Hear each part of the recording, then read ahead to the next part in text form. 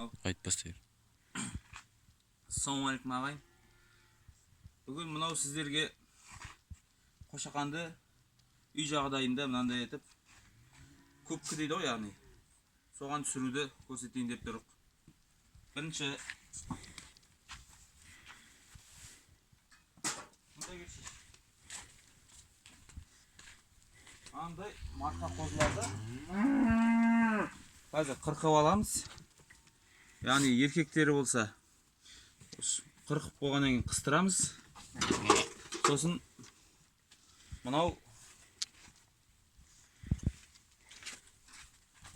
бір битон су, яғни 4 шелек су ғой. Соған әр шелекке 10 граммдан мынандай дәрісі бар.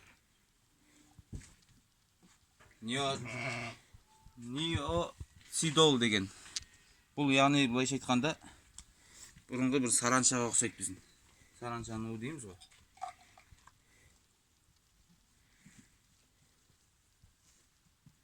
Соны мына 10 граммнан аламыз әр шелекке. Сосын мына суға қосамыз.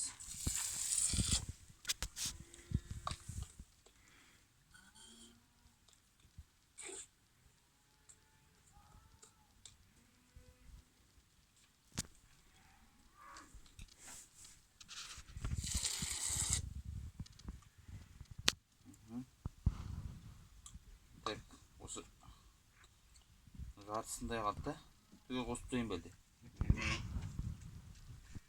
Бұндай ағаш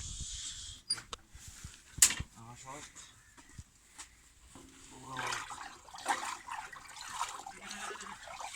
Әлі мутный болып тұр.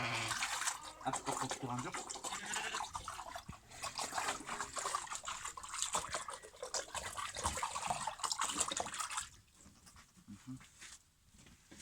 Ағашымызды жерге қойып қойып.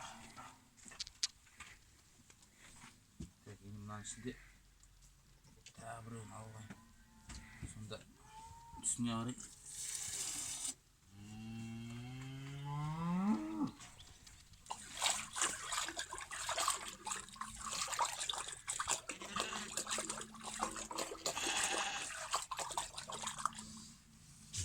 Иісі шықты ау деймін.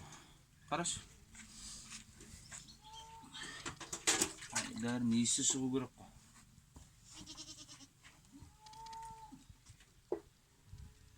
Енді бір 10 грамм ал. Әр шелекке бір 10 граммнан кетейін деп тұр ғой.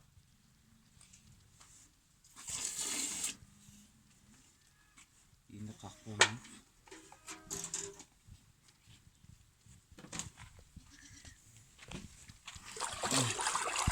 Осындай түсте ағару керек, көпіріп.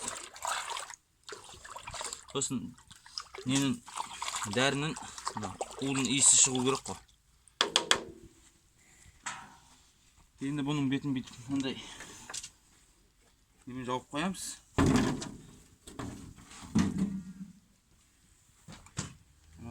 Лақ нелер шығып кеткенде ішіп қоймас үшін. Дәріні қай.